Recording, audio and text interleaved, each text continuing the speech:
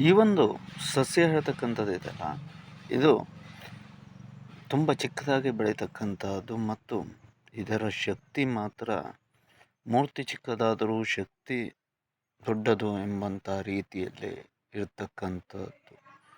ಪುರುಷರಿಗಾಗಿರ್ಬೋದು, ಸ್ತ್ರೀಯರಿಗಾಗಿರ್ಬೋದು ಅದ್ಭುತವಾದಂತಹ ಶಕ್ತಿಯನ್ನು ಕೊಡ್ತಕ್ಕಂಥದ್ದು.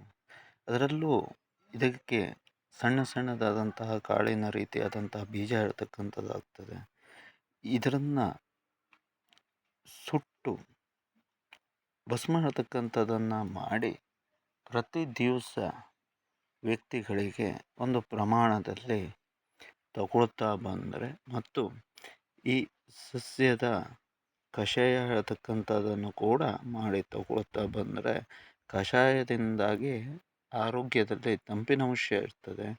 ಬೀಜದಿಂದಾಗಿ ಬೀಜವನ್ನು ಉತ್ಪತ್ತಿಯನ್ನು ಮಾಡುವಂಥ ಶಕ್ತಿ ಹೇಳ್ತಕ್ಕಂಥದ್ದು ಜಾಸ್ತಿ ಆಗ್ತದೆ.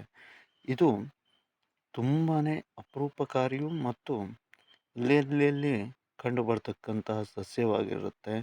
ಇದನ್ನು ಬೆಳೆಸುವ ನಿಟ್ಟಿನಲ್ಲೂ ಕೂಡ ಪ್ರಯತ್ನವನ್ನು ಮಾಡೋಣ ಮತ್ತು ಇದು ಅದ್ಭುತವಾದಂತಹ ಶಕ್ತಿ ಹೇಳುವುದರಲ್ಲಿ ಸಂಶಯವಿರುವುದಿಲ್ಲ. ಯಾಕೆ ಅಂತ ಕೇಳಿದರೆ, ಒಂದು ದಿವಸ ಇದರ ಹುಡಿಯನ್ನು ತೆಗೆದುಕೊಂಡ್ರೆ 24 ಗಂಟೆನೂ ಕೂಡ ಪ್ರಬಲವಾದಂತಹ ಶಕ್ತಿಯನ್ನು ಕೊಡುವಂಥ ಗಿಡ ಮತ್ತು ಸಾಮರ್ಥ್ಯತೆ ಇದರಲ್ಲಿ ಇರ್ತಕ್ಕಂಥದ್ದು.